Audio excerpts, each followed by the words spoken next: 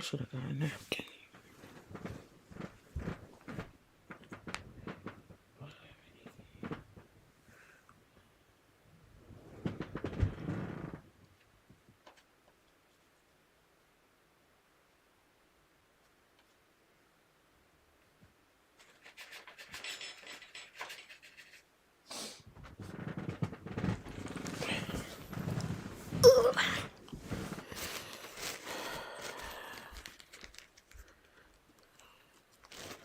I know y'all still woke. Y'all ain't going to sleep this early. If me and Gizmo still woke, y'all still woke. So y'all might as well come on up in here and stay woke with me. Hey, Yvonne. I was going to say, I know somebody woke. It's only was 8 o'clock here. Hey, Cheryl. Cheryl, girl, you got me out the house today. I said, I have been walking around in my backyard. I have built a track in my backyard, and I have been walking around in my backyard in my little imaginary track. And if I walk back there like 20 minutes or whatever, I didn't have me a nice little walk. I didn't walk up a sweat. But today I was like, oh, Cheryl all outside in her nice neighborhood. I live in a nice neighborhood too. Let me get out here and walk. So I walked to the park, but see, my park is the trail to my park is more than 3 miles. We don't even know where the trail stops because it's been extended. The trail where we live was picked up by the city that we live in. And what they did was they extended the trail to the next city. So you can walk out of our city into the next city. We live in Hercules. You can walk from Rodeo, which is the next city over, to Hercules, which is our city, into Pinole, which is the next city. And I think it stops at like a part of Richmond. I'm not really sure. But I know it goes into Pinole. It's a beautiful, by the whole, almost the whole entire trail is waterfront, is bay, is a bay trail. It's something bay trail. And almost the whole thing is by the water. But behind the houses where we live is the park. Okay, so if you go and look at today's video, you will see I went down into the park. I just didn't walk all the way to the park where I usually sit if I drive. Now, if I drive over there, it's different. And I'm going to see if my husband will drive to where the beginning of it is, because they said it's been extended to the foot of the Carquinez Bridge. And if it's been extended to the foot of the bridge, that's got to be a beautiful site. That's a nice area to take pictures, because one time my husband actually took his drone over there and flew the drone. You can't get close. You can't fly your drone close to the bridge, of course. But he flew his drone over the water, and this was before the trail had been extended. So we haven't been over there since the trail was extended, but we've been in the opposite direction. And that park, we went there one night because I wanted to catch the sunset. And was the tide out, or the tide was just coming back in or whatever? I think the tide was coming back in. And I think That was one of the most beautiful sunsets I've ever seen in my life. Now, it was cold over there. It had got windy close to the water, but oh my God. Ah! I could never leave California. I don't care what the house prices are in other areas. I'm so off subject, but I will never leave California. Never. Because the sunsets here, the water here is so beautiful. Yeah, go watch the video that I posted today, the one about the weight loss, and you'll get a chance to see actually how close I was to the bay and a little bit of the park. But let me go into what you were talking about in your live. This baby that this hospital that made one of the worst mistakes I have ever heard of in my life. And the reason why this subject touches me so much is because my granddaughter, the only child that I was in the room with when she was being born, that happened to her. Her shoulder got stuck. But this hospital that my granddaughter was born at is actually the same hospital where her father was born. And I'm going to show you how the Lord worked. When they found out that her shoulder had to have been stuck because she started to go into fetal stress. They, you know, how they read the monitors and they could tell that the baby is under stress. They came in, they checked her. They was like, oh, her shoulder must be stuck. And as soon as the nurse said that, the nurse pushed this button. And when I tell you 10 doctors and nurses came running to that room because they said they had to figure out if they could get the baby or if they were going to run her to the emergency to have an emergency cesarean. I didn't realize one of the doctors that ran in there was the doctor that delivered her daddy, my child. My granddaughter is being born, and one of the doctors with the most skill in everything, experience in everything, was one of the doctors that was able to get my granddaughter out. It was the most, I have never been that scared, and I was like, that's it. I will never be in another I will never ever be in another birth again of any grandchild. I don't want to see nobody be born. So they got her out. The doctor was like, no, no, no, we don't want to do a cesarean. We can get her. Um, they went in and they turned her. And when they turned her, her shoulder popped. They thought they had broke her arm. And the doctor was saying her shoulder popped, the baby's shoulder popped.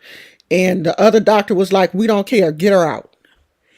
And she was able to get her out, but she was so stressed out when she was born that she didn't cry.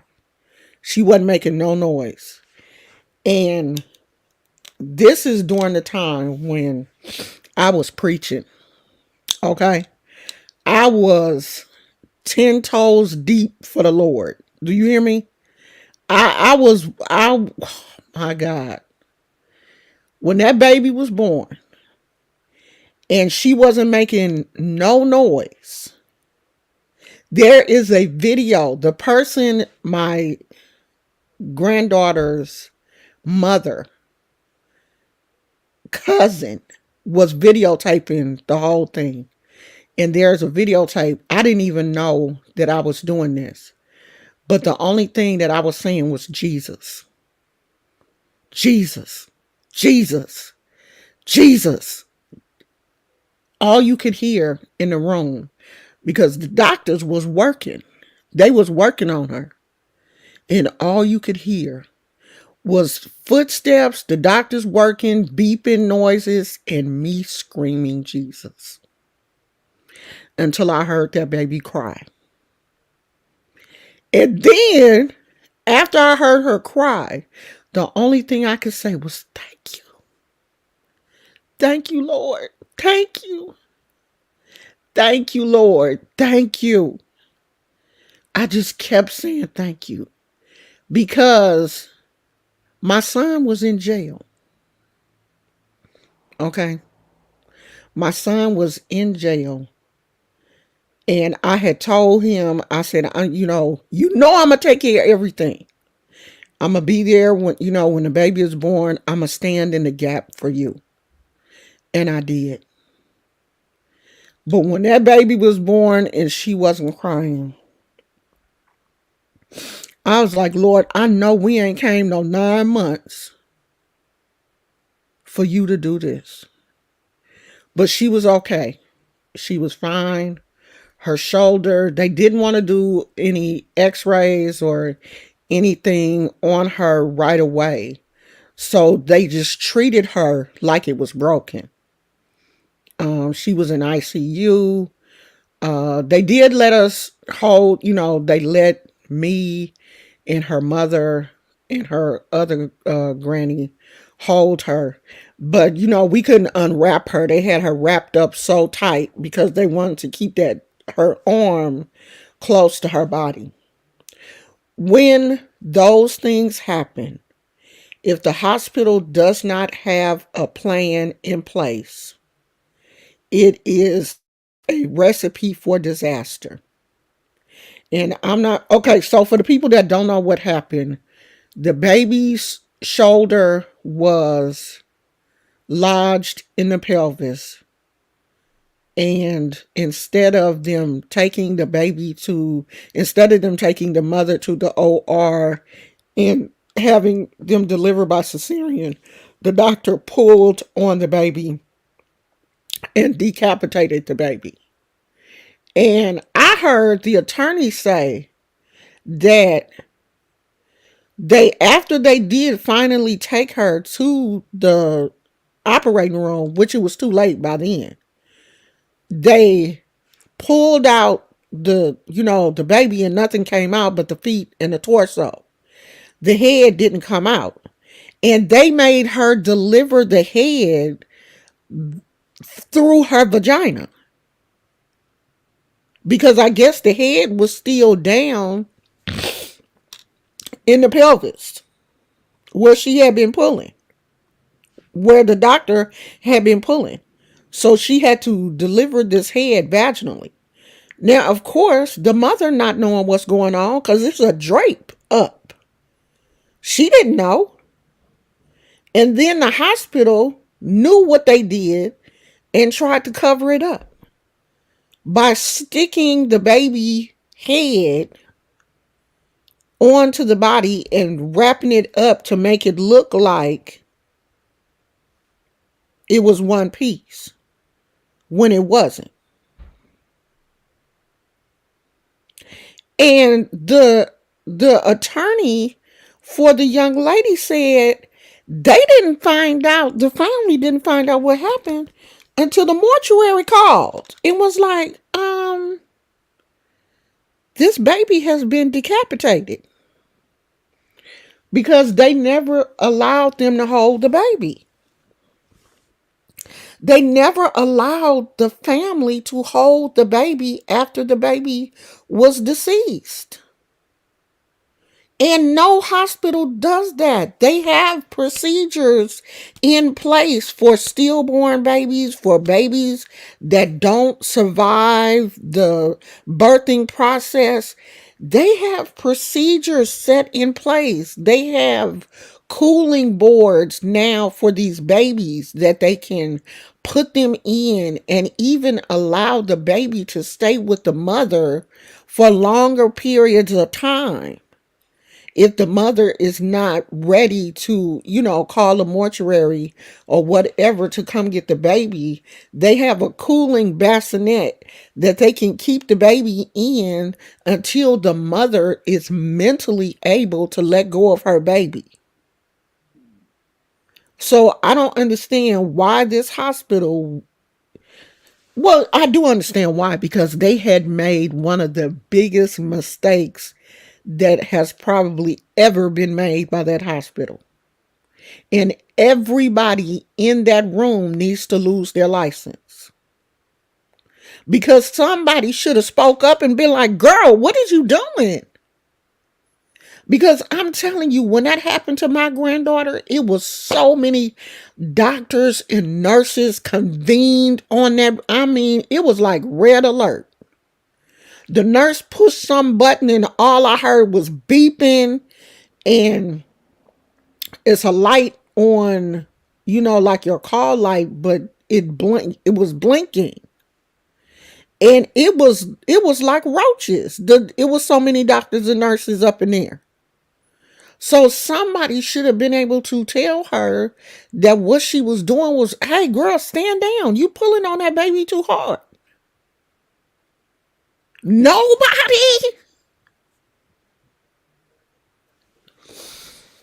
Oh, it just hurts my heart because, I can't even imagine going through that. Like that legit, this wasn't even my baby. And it stressed me. I know my blood pressure was probably through the roof. When my son came home, I was like, I will never do this again, ever, in my whole entire life.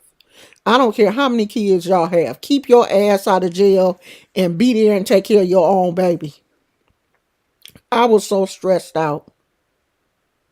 I was so stressed out. And even after everything was over, like, we have talked about me and Amani's mother. We have talked about that day. She said, Granny, you were so serious. Because everybody called me Granny. She was like, Granny, you were so serious. All we could hear was Jesus, Jesus, Jesus. I said, girl, you don't know how serious I was.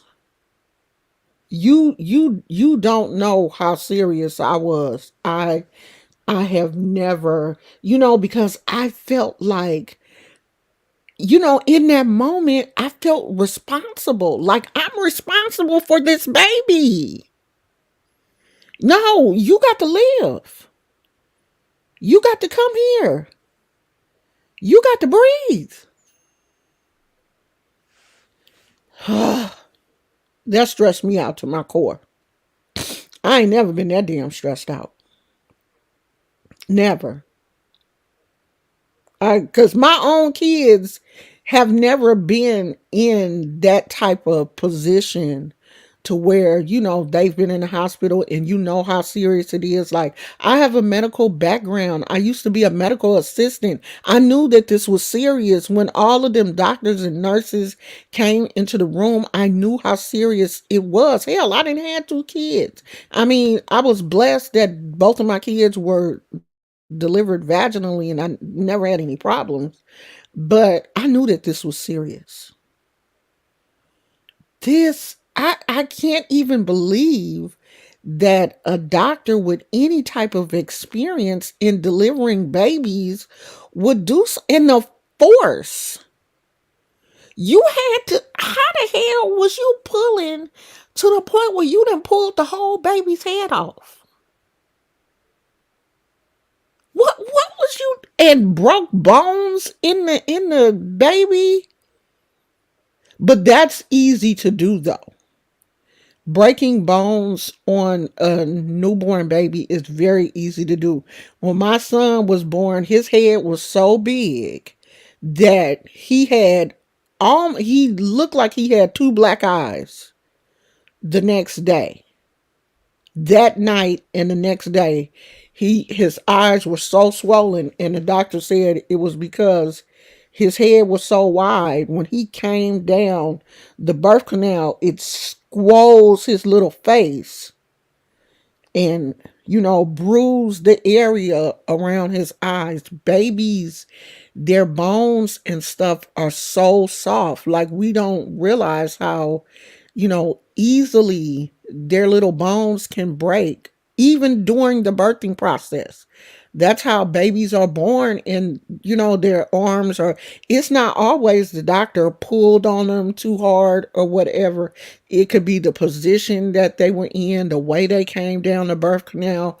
All of those things can be trauma to the baby and break their bones, because their bones are so soft. They haven't developed, that they don't have enough calcium, and their little bones haven't gotten hard yet. But I don't see how she pulled this baby's head off.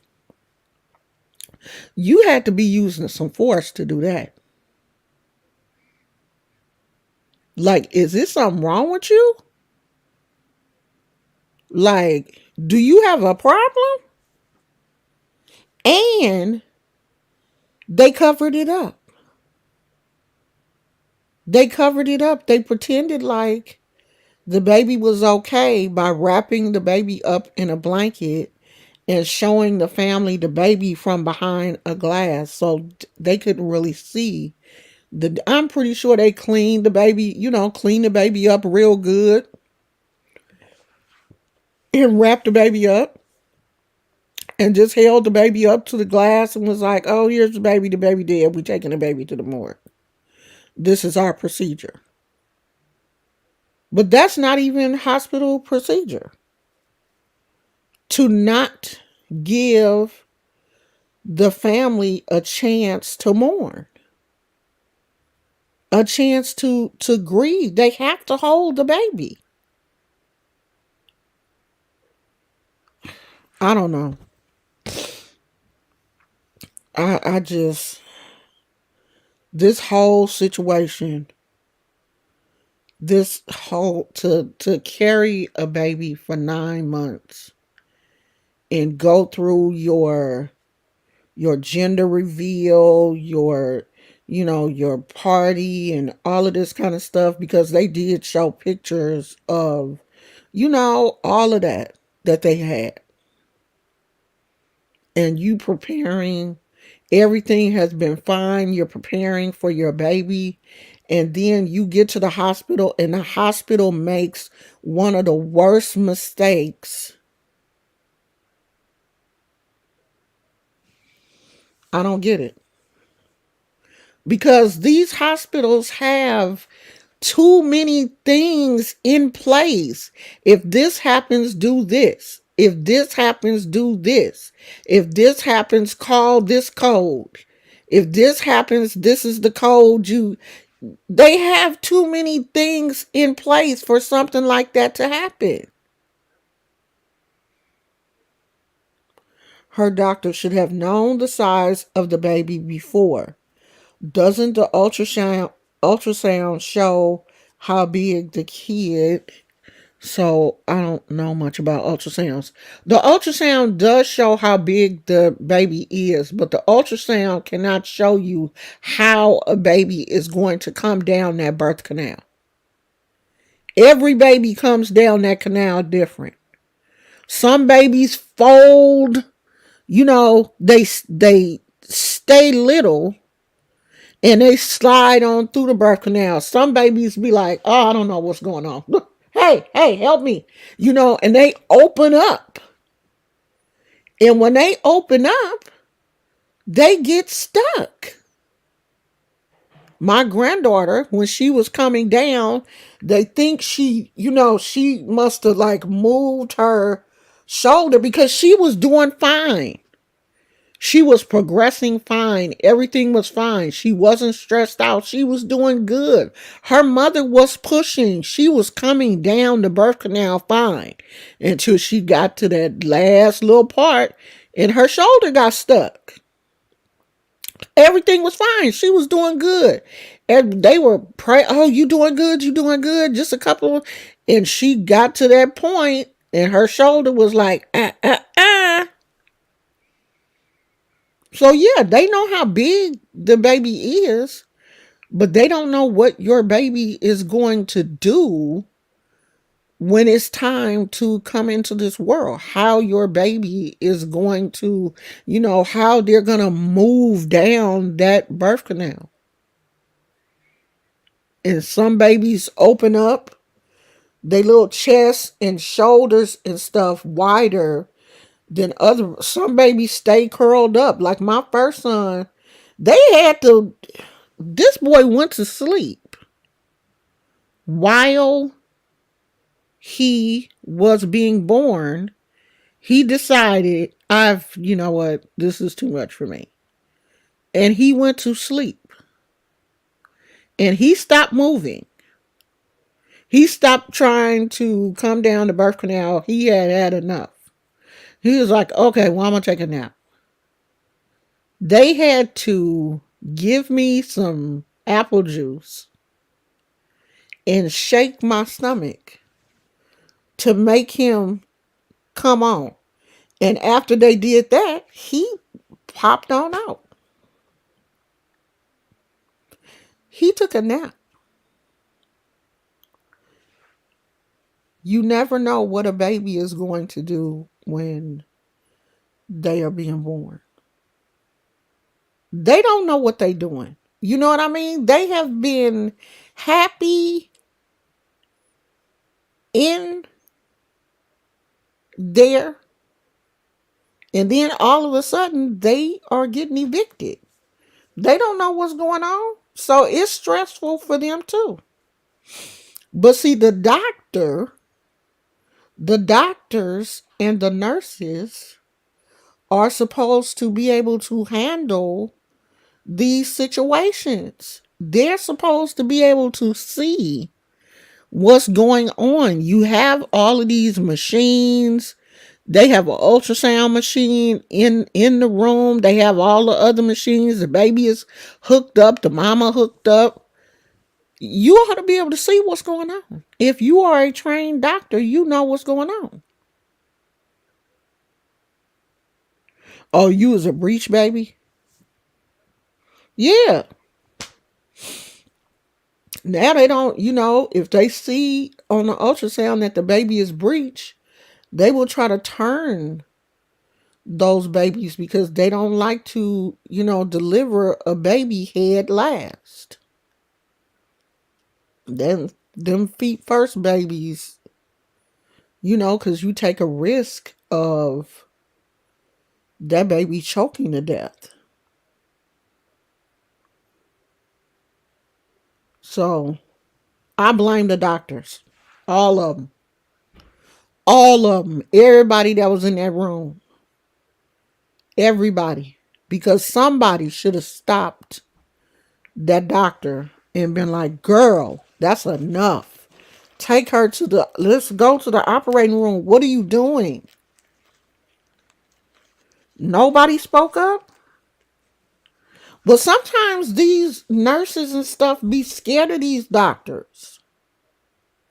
They are scared of the experience and stuff that the doctors have. Like after everything was over and I figured out who the doctor was. She was the oldest doctor in the room. I figured out who she was, and I was like, and I looked at her scrubs, and it was like Dr. Yogam. And I was like, Dr. Yogam? And she was like, yeah. I said, you delivered her daddy, the baby's father. You delivered the baby's father. This is my grandbaby. And she was like, oh, okay. And she took me outside. And she said, if it hadn't been for experienced doctors, your baby may not have made it. Because we may not have had enough time to get her to the operating room. And I was just like, Jesus, thank you. That whole night, uh her mother her mother had a few complications, and so they had took Amani to the NICU, and I had to go with her because I had the second van since my son wasn't available, and I had to go to the NICU with her. And just that whole time, all I could do was just, just thank God. I was just, I was just so overwhelmed and so grateful, so grateful. I was sad too because my son, he missed it, and it was so crazy because he only missed it by like 3 days, I think.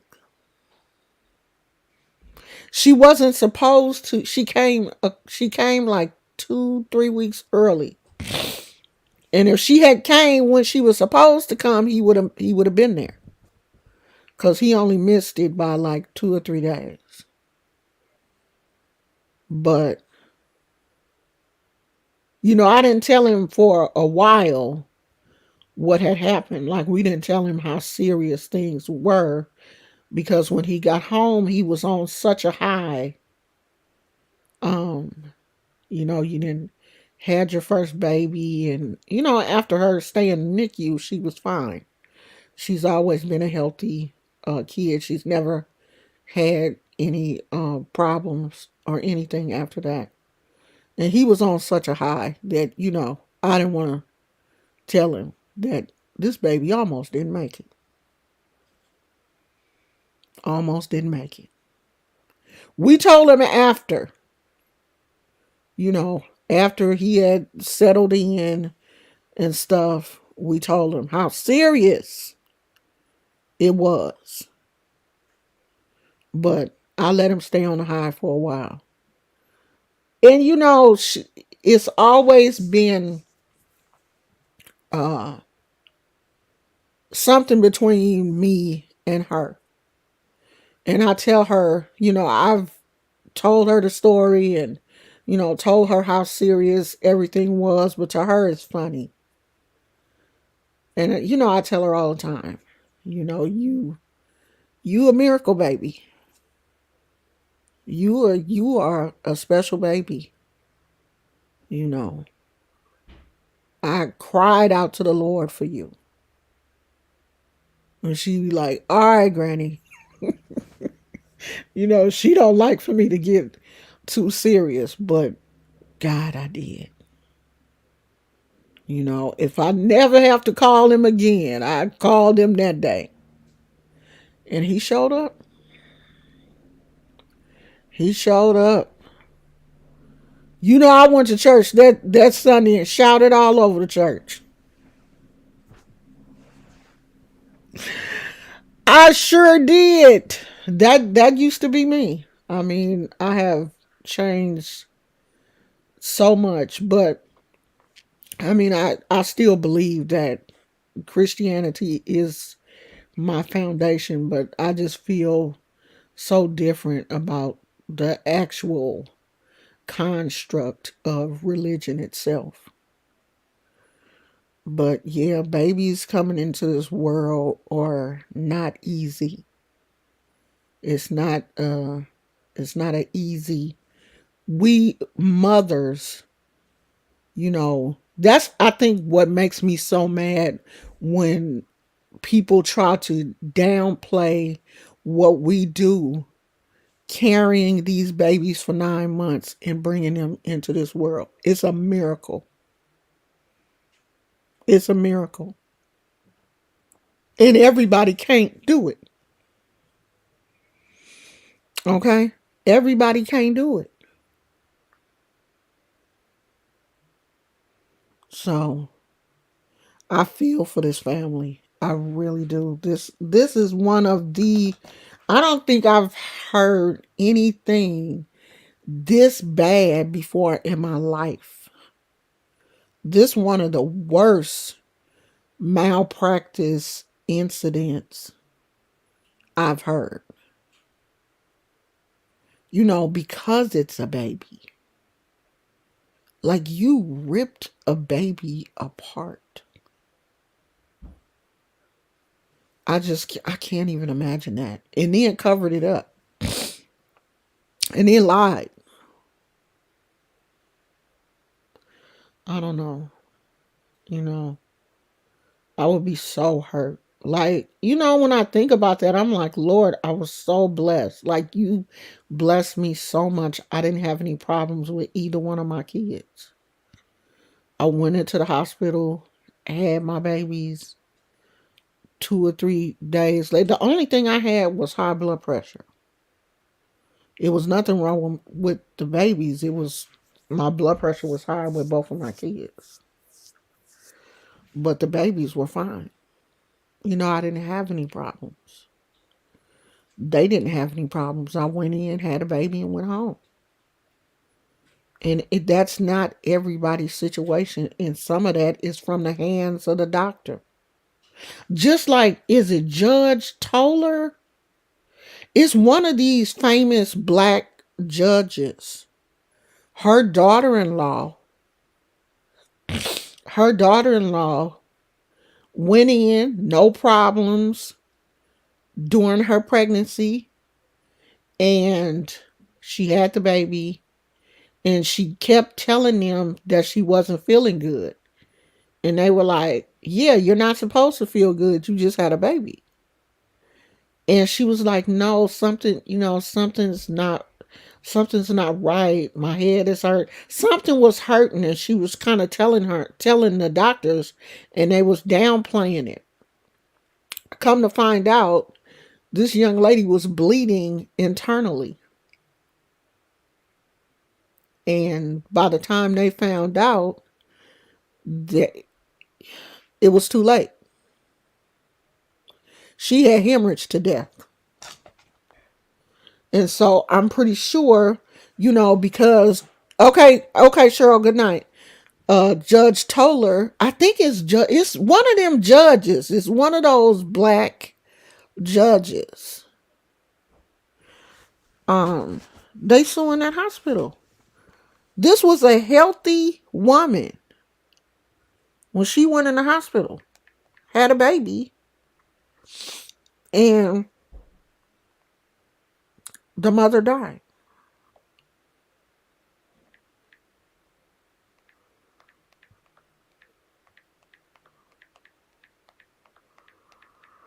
Let me see if I can find it.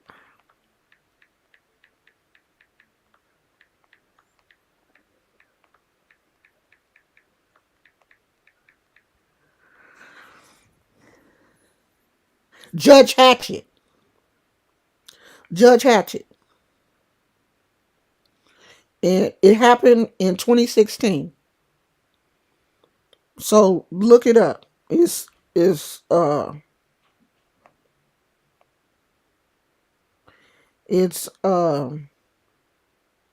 videos about it. She can tell the story better than me. But there's videos about it. So just look up Judge Glenda Hatchett talks about daughter-in-law's death giving birth. And the young lady's name is Kira Johnson. It happened in 2016. Negligence. Negligence by the hospital. If the hospital had listened to her, they would have knew she was bleeding.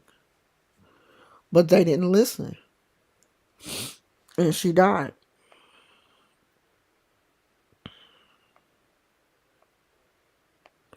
And of course, you know, it's sad, but a lot of things happen to African American women.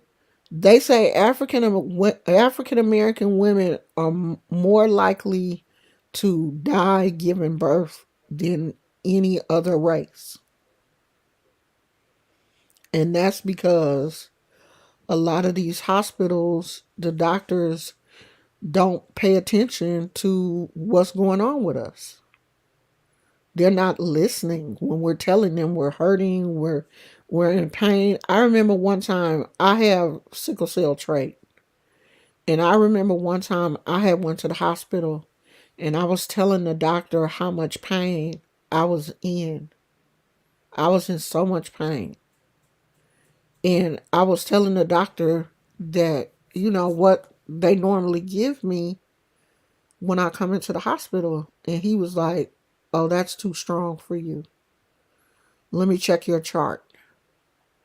So I'm in the emergency department, and at this particular hospital, the emergency only has curtains in between the patients. So he goes to the next patient, which was a white lady, because I saw when they brought her in, and she was complaining of vomiting, like she sounded like she had flu symptoms. And the first thing he asked her was, "Do you want anything for pain?"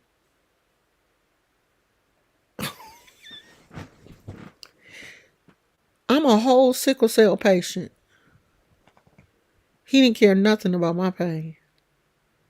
But he asked that white woman who was just throwing up and having something like flu like symptoms, did she want something for pain? And we get treated like that a lot. Hold on a minute.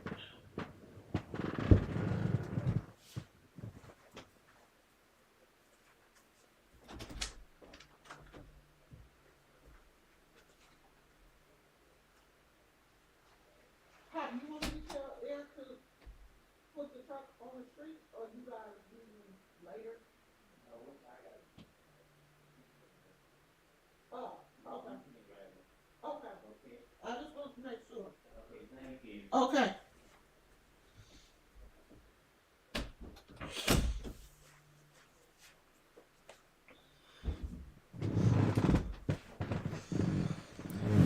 So, yeah, that's the kind of stuff that happens to black women in hospitals. Like, and I'm not saying all hospitals, because I've had some, really good doctors, but it's really bad that sometimes I don't even want a white doctor. Like, I don't even like going to the emergency room because you never know what type of doctor you're going to get. I would rather just, call my primary care physician who's been my primary care doctor for a long time, and he is African American.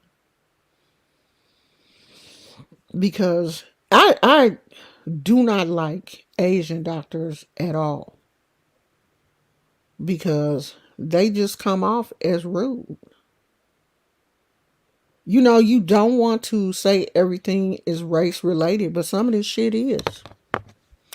Unfortunately, some of it is. And it's sad. And it's hurtful. Like, I was so upset because I'm telling this man how much pain I was in, and he gonna go ask somebody that threw up if they wanted some pain medicine. He finally came back and gave me something, but he should have gave it to me when I first told him. But that's the kind of stuff that happens sometimes. It's really sad. Like, I think the incident that I was talking about, I think it happened in Georgia, if I'm not mistaken. It happened in Georgia. I can understand them. I just don't like their attitudes. Like, I haven't had one Asian doctor that I really liked. I take that back. My dentist is Asian, and they are really nice. I like them. But doctors, mm-mm. I haven't had one Asian doctor that I like. I like my Asian dentist. Her, I think, is a husband and wife team. I like them. But doctors, no. I mean, I hope everybody that was in that room that had anything to do with that baby, I hope all of their licenses are taken away. They don't need to be practicing medicine. They definitely don't need to be around no babies. They don't need to be practicing medicine though, because if you will do some dirt and then cover it up, you don't need to be practicing medicine. It's something wrong with you mentally. Anybody that will stick a head back on top of a baby knowing that that baby is deceased and don't tell the family what happened,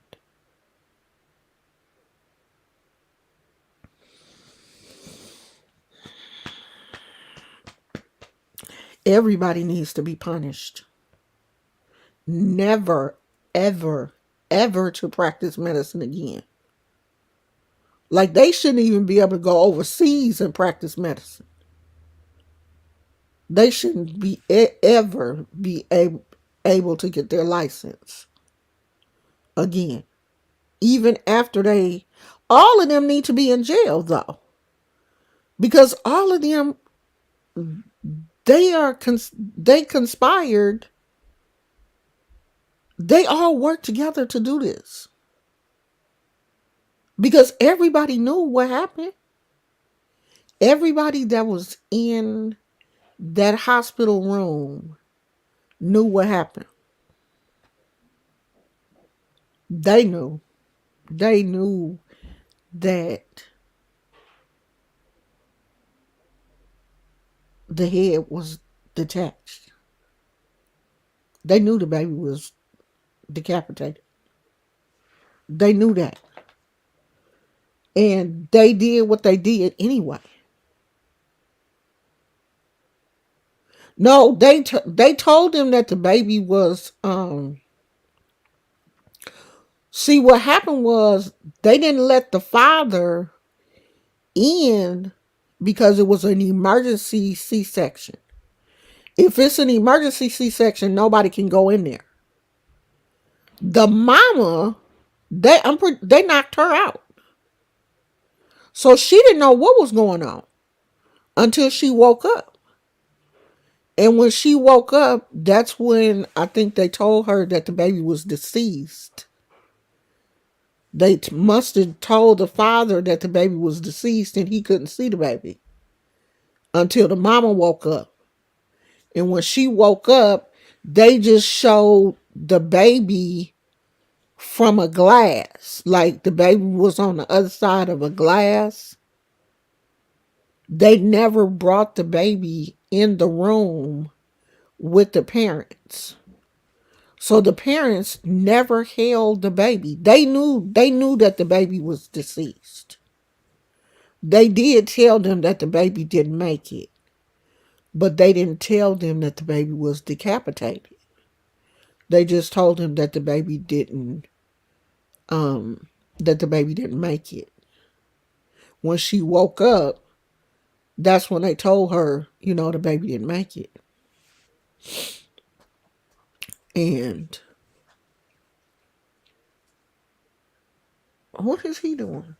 Gizmo, what you chewing on? Huh? What you chewing on, buddy? Um, they told her that that's when they told him that the baby didn't make it and showed the baby. And after they showed them the baby from behind the glass, I guess that's when they just called the mortuary and took the baby down to the morgue. and called the mortuary, and the mortuary came and picked the baby up like they always do. And you know, when they pick up a body, they just make sure they got the right, body. They not examining the body and stuff at the hospital. They gonna pick the baby up and take the baby to the mortuary and do all that when they get to the mortuary. So when they got to the mortuary, that's when they realized that the head, the baby had been decapitated. And they called the family and was like, "Did you know that the baby was decapitated?" And they was like, "No."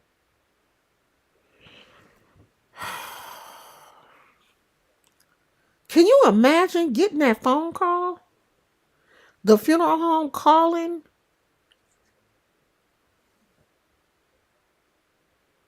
saying that the baby was decapitated? I couldn't even imagine that. I couldn't even imagine um that phone call.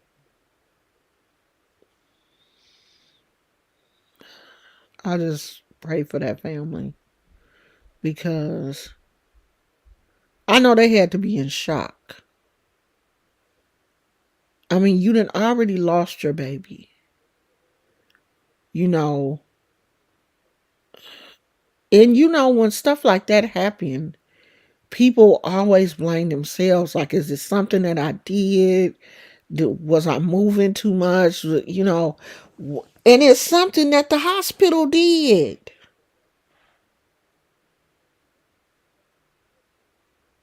You know, they people blame themselves anytime a baby, something happens to a baby. I think that's really what caused my mother to be an alcoholic, because my little sister had died of SIDS. And I think my mother blames herself for, she blamed herself for what happened to my little sister, and it caused her to be an alcoholic.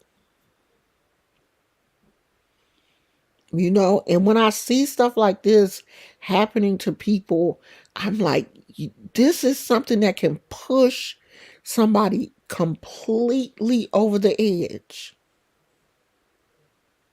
You don't know how fragile people's mental states are until something like this happens. Nobody does. We don't know how this family is dealing with this grief. This is the kind of stuff that can, tear down relationships and everything.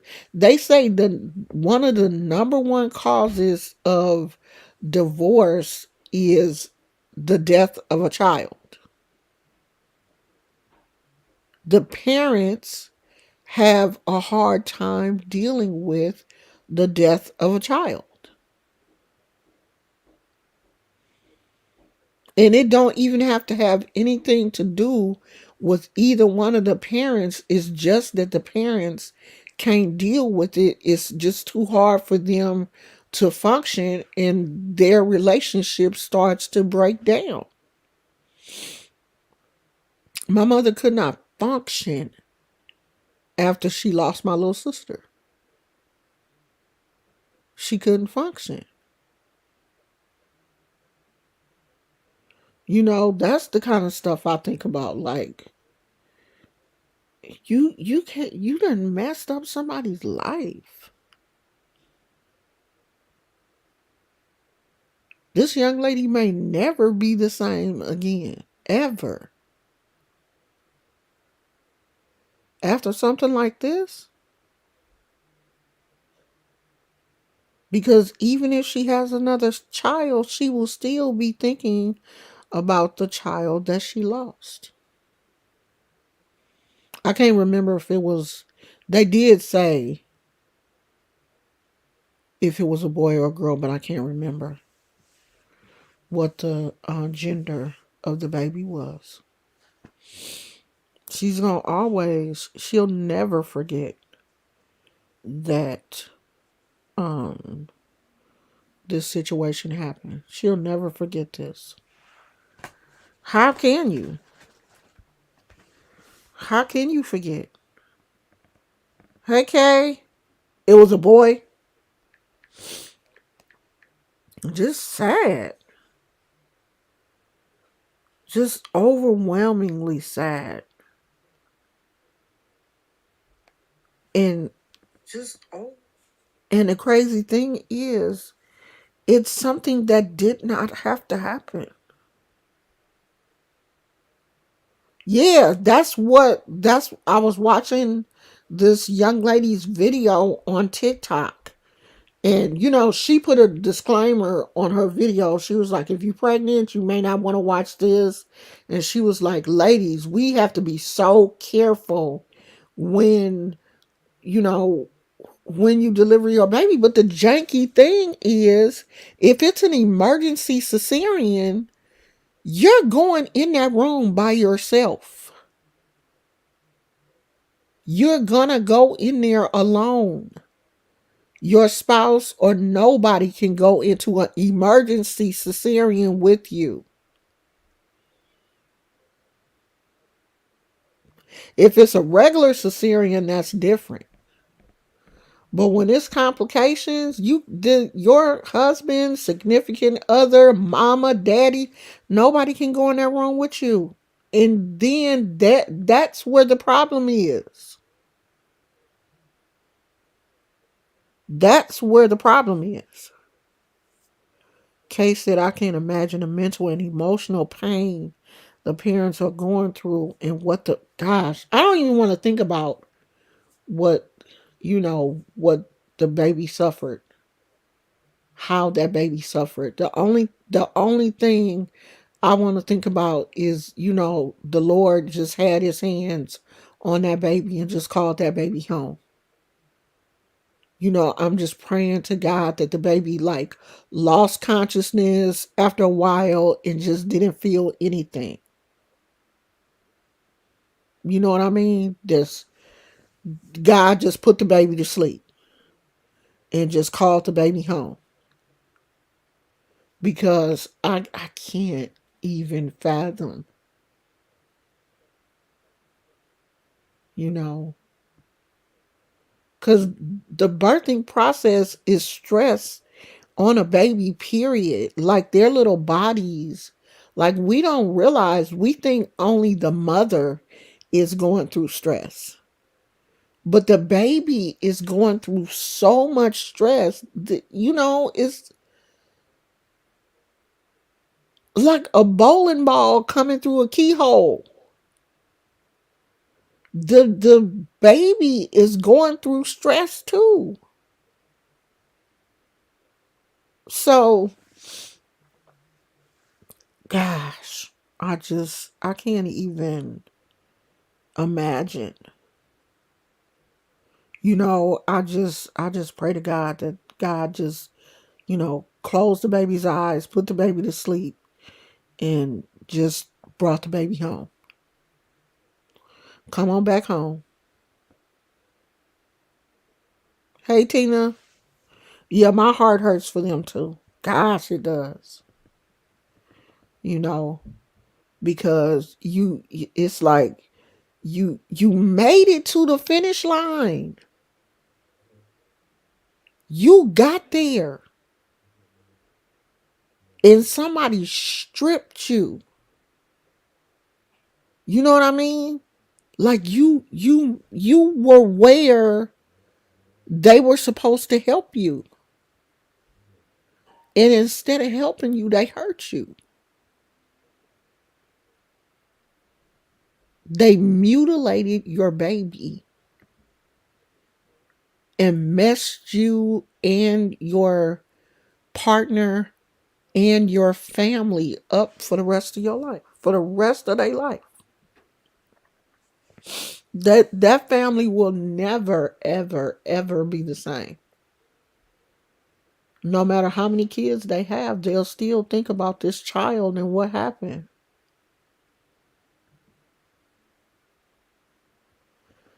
So this is one of the saddest stories that I've heard in a long time. I ain't heard no shit like this. And I done heard some sad stories. But these people mutilated this baby. Decapitated an infant. How was you pulling? What was you doing? I can't even imagine. Like, I have a very logical mind. I'm one of them people that I like to think things through. I like to look at, different perspectives. I have worked in the medical field. I done been around babies. I done had two of my own babies. And I just can't fathom no shit like that happening. I can't fathom it. I really can't. I don't want to.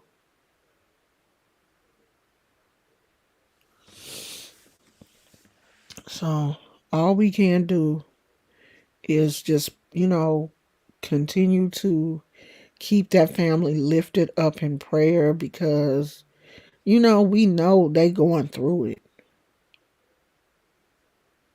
And people that, I always tell you guys, you know, a lot of you watch me because of the spiritual content. You consider yourself a spiritual person. Well, this is the time when you should go into action. God didn't give you spiritual abilities for you to hoard them. You supposed to be praying for everybody. You supposed to constantly be praying. The Bible says pray without ceasing. That means don't ever stop praying. But when you see stuff like this happen, you go into prayer for this family. You intercede for this family. Because this is the situation where the family is probably so hurt they can't pray for themselves. You know what I mean? Because you can be in so much pain and hurt that you can't even get a prayer out. But that's when your brothers and sisters are supposed to rally around you and get that prayer out for you. This is what we supposed to do.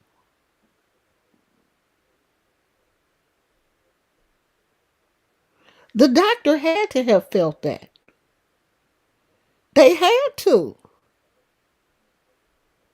Because when my granddaughter, when she was going through what she was going through, the doctor knew he popped her shoulder. So you mean to tell me the doctors can feel a shoulder pop, but they can't feel a whole head? No. They knew they did that. That doctor knew what the hell he did, he or she. And the ones that was standing around knew it. And it ain't never just one doctor in an emergency surgery. It's always more than one doctor and nurse. It's a plethora of nurses in there. Because some nurses are getting the bed ready. They getting everything ready for the baby. It's the other nurses handing the instruments. It's a whole bunch of people up in there. And did nobody? No. You're not going to make me believe that. I don't believe that. They knew what was going on. They knew what they did. And I hope to God they pay for it. They got to pay for that. Shit, that whole hospital need to be shut down. You doing shit like that? Shouldn't nobody go there no more. You done took a baby's head off? Nobody should go to that hospital. Nobody.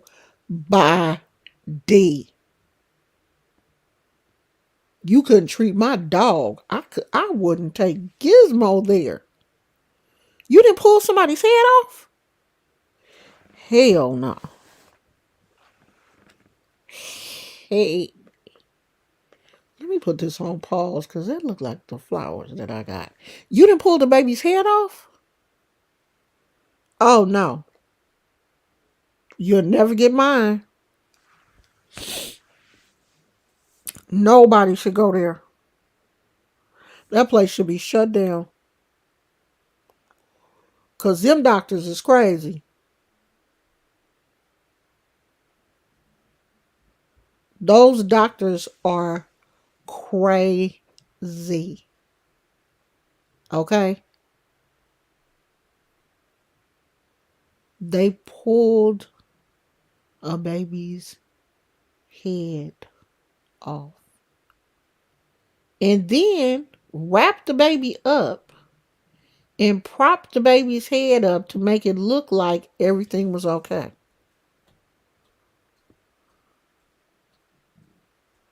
Right. Have the doctors got away with doing other stuff? Cause obviously it's something wrong with that doctor. That doctor crazy. Or was the doctor having a bad day and just took his frustrations out on the baby? What in the hell happened?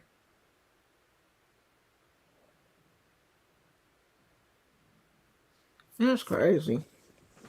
But yeah, that happened. And I wanted to tell y'all about it. I'm thirsty. I had to get my drink.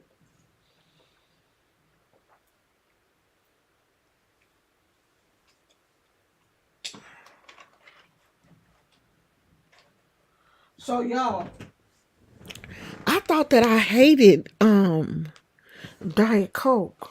But which one is this? I think this is Coke Zero. Hold on. Let me see which one this is. Now this is the only one that I like. Okay, so the Coke Zero Sugar. This is the only one that I like. And ain't this one, how many different Coke formulas is it? Cause ain't Diet Coke and Coke Zero two different Cokes? Because I don't like Diet Coke. I don't like diet sodas. But I like this. Cause I tried the diet Sprite. I don't like it. I don't like the way it tastes. No, I think it's my allergies. I don't think I'm catching a cold. I think it's allergies. As a matter of fact, I was watching this doctor's uh he's an allergist and he is on TikTok. He said that ragweed and something else is very high this time of year. We're going into the time of year for ragweed and excuse me, some other allergen. I'm pretty sure it's allergies because when I went to the park today, it was really windy and it was, it's a lot of trees and stuff down there, and I think it triggered my allergies. And I went to sleep last night with my bedroom window open, and I don't normally sleep with it open, and it's been open all day, and I feel fine. That's why I think it's allergies. But my nose is stopped up. Um, it's not completely stopped up, but I can hear it too. But it's allergies. So when I get up in the morning, I'll probably take a Claritin. Okay, wait a minute. Melissa said one is sweetened with aspartame and one with Splenda. Hold on. Let me see. because aspartame is normally what I don't like. Let me see, which one is this? Oh no, this is aspartame. Usually me and aspartame don't get along. But I like this one. Yeah, usually we don't get along.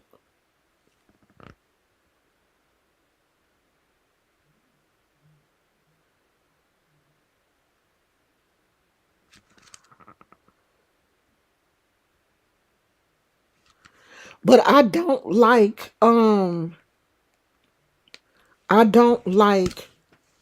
diet Sprite. I don't like all diet sodas. So something is in the formula. So I'm just gonna stick with when I want a soda, I'm gonna get that because I still haven't kicked my soda habit. I'm still craving. I still want a soda.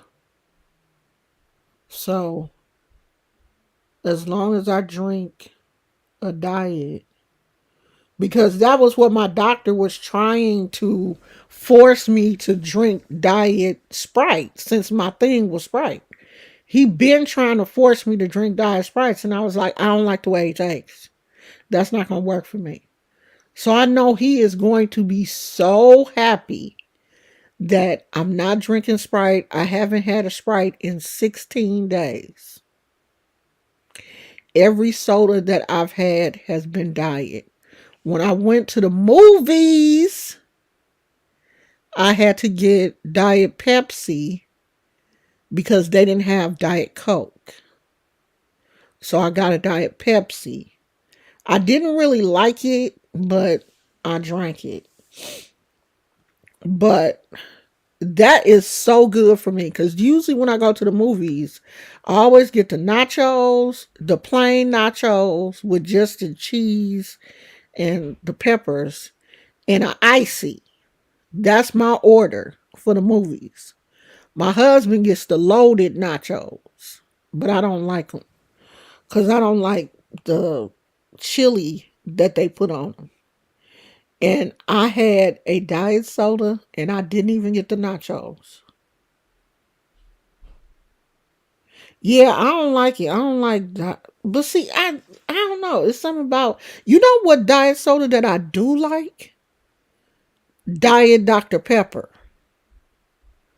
Diet Dr. Pepper to me kind of really tastes like regular Dr. Pepper because we did go to Fuddruckers Saturday. I think Saturday. I had a protein burger. Um, and I did have some fries. That was the only carb that I had. And since I was having fries, I didn't want to have a bun also. And Fuddruckers buns are super thick. So I had a protein burger. I just wrapped my burger up in lettuce and ate it like that. I like burgers like that anyway though. But I had Diet Dr. Pepper at Fuddruckers. And it was good. I liked it. So I don't like Diet Mountain Dew. Oh, see, I can't do that. I don't like Diet Mountain Dew. Do they make a Diet Baja Blast? Let me look and see. Cause if they do, I might have to try that.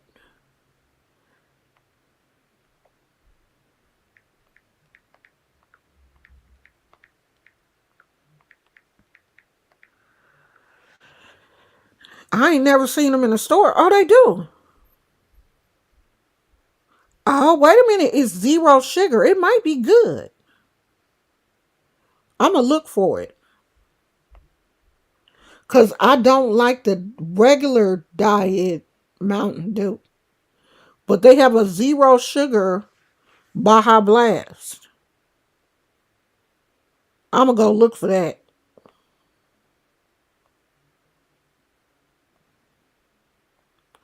I love me some Baja Blast, y'all. Ooh, that's my favorite. I'm gonna go look for that tomorrow. I'm gonna tell my husband. Cause every time I go to Taco Bell, I always give me a Baja Blast.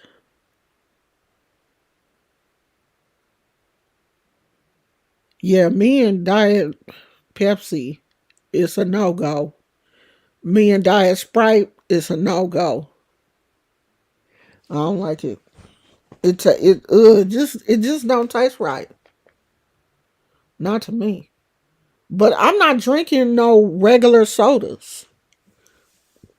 I'm not gonna do it. My goal is to get my blood sugar down. My blood sugar ain't super high. My goal is to get my A1C down a little bit lower than what it is. My blood sugar was in the 120s non fasting.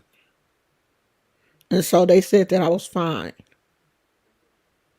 It was like 121 or something like that. So they said that it was good, but my A1C needs to come down a little bit because if it goes any farther, then I'm pre-diabetic. And if it goes any farther, then it's going to be bad. And I wanted to go the opposite direction. So I'm really watching my carbs and my sugar and I'm exercising. So we gon' get this because I don't need to add diabetes to the already long list of shit that I have. And why my best friend text me today and say she done got down to a size 14. I was like, oh,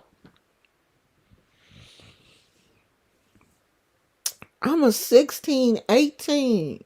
Shoot, I don't want to be the fat friend. Me and her was fat together. I don't want to be the fat friend. This ain't gonna work for me. I've always been the cute friend. I've always been the chubby but cute friend. Now I'm gonna be the fat friend. I don't want to. So I got to get this weight off. And she gonna text me today. I should call her, but it's too late. And tell her that I ain't gonna be her friend no more because she a size 14. I'm just that petty.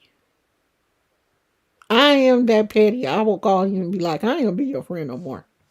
I don't care how long we been friends. I don't care if we've been friends for 30 years. I will stop being your friend because I'm not gonna be your fat friend.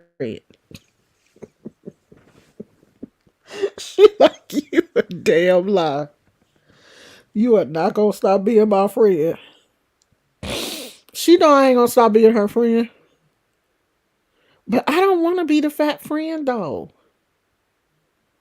So I got to lose some weight. Because if she gonna be a size 14, I got to be a 12. I got to. Or I got to be a 14 too. We got to eat Gizmo. Don't be changing the chat. I guess Gizmo is like you talking on the computer. I'm gonna watch what I want to watch on the TV. He just laid down on the remote and cut the YouTube video off. You don't what you want to watch? You don't want to watch that? Mama looking at her plants. You want to watch something else? You want to watch the doggy show? Huh? You want to watch the doggy show? I'll turn the phone on so you can watch it, okay? But you can't just cut my show off. What show you want to watch? Clifford the Big Red Dog? That'll probably scare you. Your scary ass. No, I ain't gonna put Clifford the Big Red Dog. It'll probably give you nightmares. I'll find you something to watch. Okay? So that's it, y'all. I'm getting tired of my neck. I'm laying down and my neck is getting tired of being in this awkward position and I'm too lazy to get up and sit at the desk like a normal person. Plus, I don't feel like turning the light on. I ain't got on no clothes and all that kind of stuff. So, no, I ain't doing all that. I already got my pajamas on and I don't feel like getting dressed just to talk to y'all. I get dressed during the day and talk to y'all. That's enough. It's 9:28. Y'all should go to bed anyway. Why are y'all up this late? Ain't y'all in Texas? Melissa, it's 9:10. It's 12:28, ain't it? Ain't y'all 3 hours difference? Go to bed. Yvonne, where you at? What state you in, Yvonne? Cause it's almost 9:30 here. I don't go to bed till late though. I don't go to bed till my husband get home from work. Nah, I'm lying. Lately I've been asleep. He come home, I'll be asleep. I'll be like, I'm tired. Oh, you in Kentucky? Kentucky. Okay. Who else? Who live in Kentucky that I watch on you? What's that girl name? Amberlyn. Amberlyn Reed. Don't she live in Kentucky? I was watching Amber for a minute because I really thought that Amber was gonna lose some weight. Shit, Amber gained weight. Amber ain't lost a pound. Yeah, give me another. I'll probably be woke for another 2 hours, and that'll be it for me. Me and Gizmo, we'll be gone. I'm gonna give him his dinner. I usually feed him about 11:30, and that'll be it. I used to could stay up until my husband got home from work, but lately, because he get off at 1 a.m. But lately, I've been sleepy. I just can't do it. And sometimes he be coming home from work. You just get off work and you're not sleepy. You still amped up.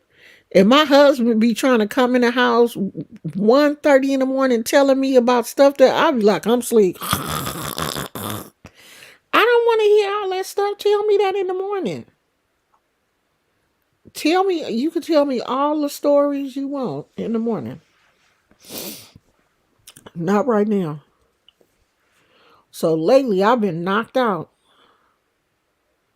I used to could stay up until 2, 3 o'clock in the morning and I'd be okay. We'd be up laughing and talking.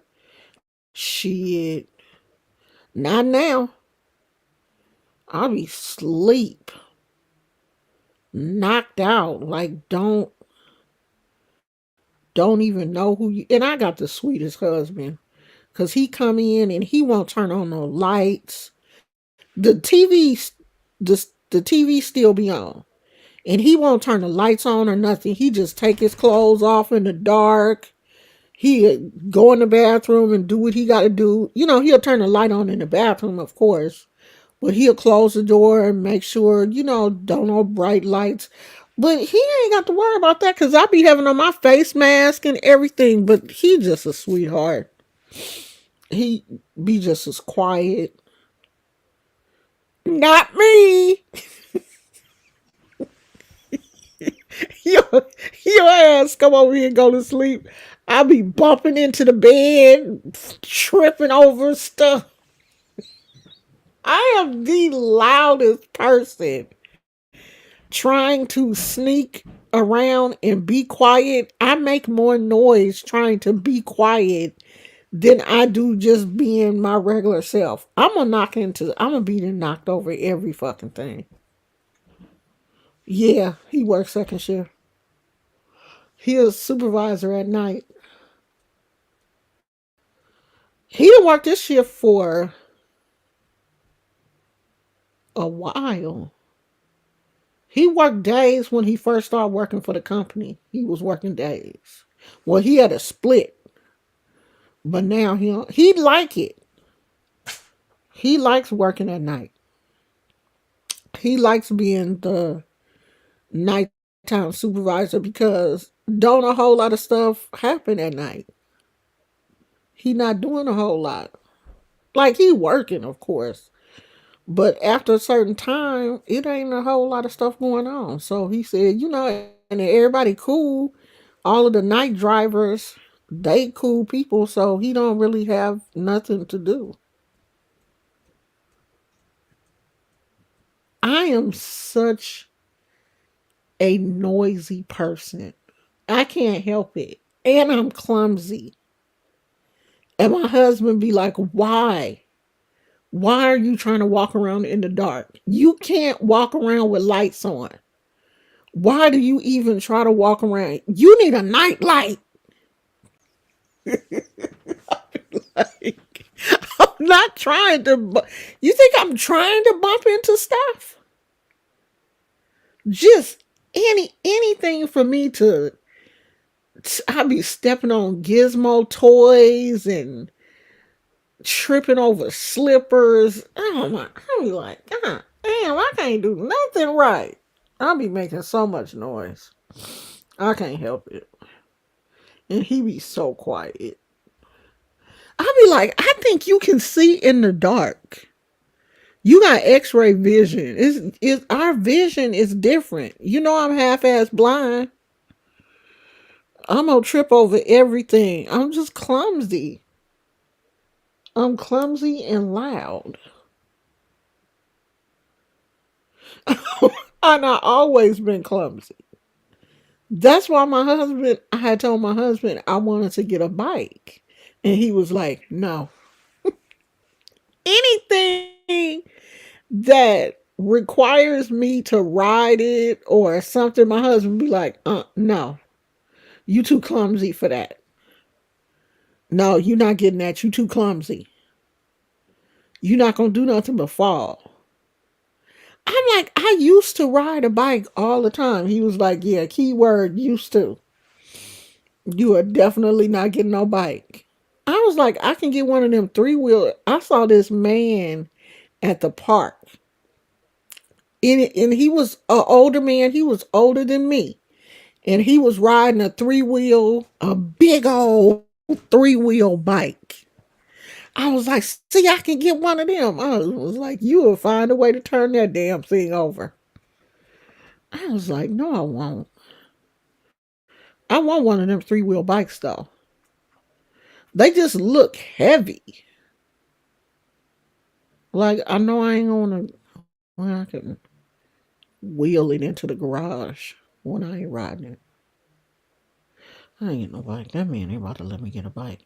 You ready to go outside? You ready to go pee? You ready to go pee pee? It's 9:30. You ready to go pee pee? Huh? Or you just want me to get off the computer so I can shut up and you can go to sleep? Huh? What's your matter? I want you to shut up, Mama. You talk too much. You ready to go pee? Because it's not time for you to eat yet. It's too early. It's too early for you to eat dinner. You don't eat dinner this early. You need a trim around your eyes. It's time for your little trim. Okay? Alright, y'all. Y'all sitting here and I'm talking to Gizmo. I ain't even talking to y'all. I'll see you guys tomorrow. Um, yeah. We'll probably do a live tomorrow. I'll see you guys tomorrow. But I'll put on the community wall. Make sure you are Going to the community wall, that's when you find out when I'm going live and all of that kind of stuff. So I try to put on the community wall, I'm going live in 30 minutes or whatever to, give you guys a heads up of like what time to look for me. So make sure you're checking the community posts because that's where I post everything at. Okay. Good night, Yvonne. Good night, everybody who's, I know it's other people here, but good night, Melissa, if you still here. I'll see you guys tomorrow. Love you. Bye.